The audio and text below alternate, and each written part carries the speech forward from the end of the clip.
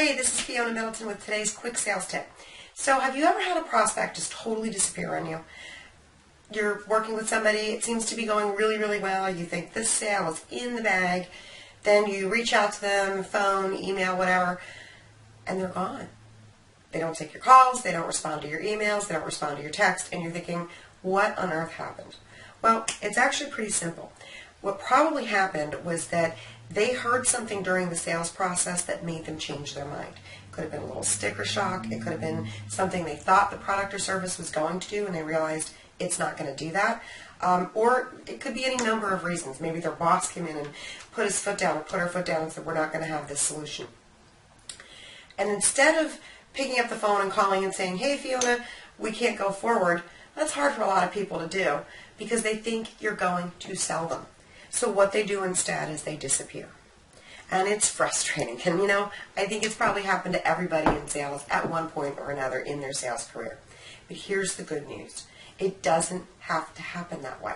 So there's 3 tips that I do to avoid having those prospects just go under. I call it submarine syndrome. They just vanish.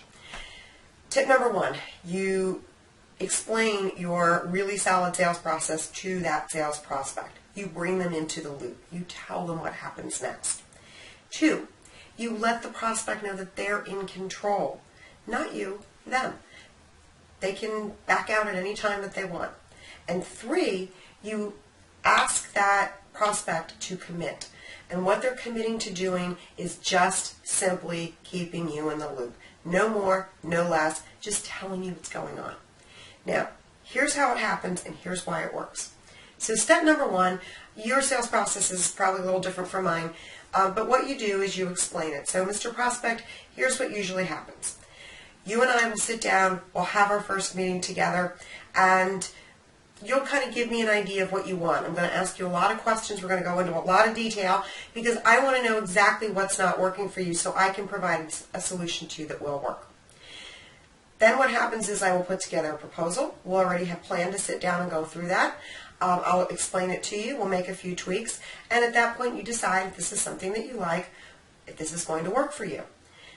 Does that work for you, Mr. Prospect? And he's going to say yes or no.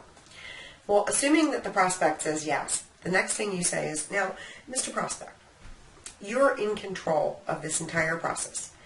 At any point in time, you can tell me that you're not interested, that you've changed your mind, that it's not doing something you wanted it to do.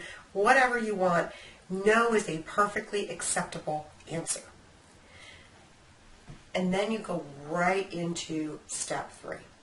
Now, the only thing that I ask of you, Mr. Prospect, is that, it's fine for you to change your mind or decide that this isn't for you. That's not a problem at all. The only thing that I ask of you is that you just keep me informed of where you are in the process.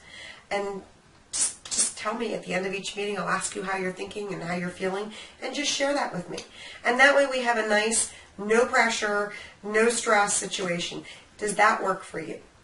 Now, here's why it will. People don't want to say no because they're afraid you're going to try to sell them. And they're afraid that that sales process is going to be somewhat uncomfortable for them, that it's something they're not going to enjoy. And let's face it, nobody wants to tell somebody no and have that person continue to push them and push them and push them. We're back to high school dating. But if you take that pressure off them and you've said to them, well, look, no is a perfectly acceptable answer. It's okay for you to say no. The only thing that I ask is when you say no, share why.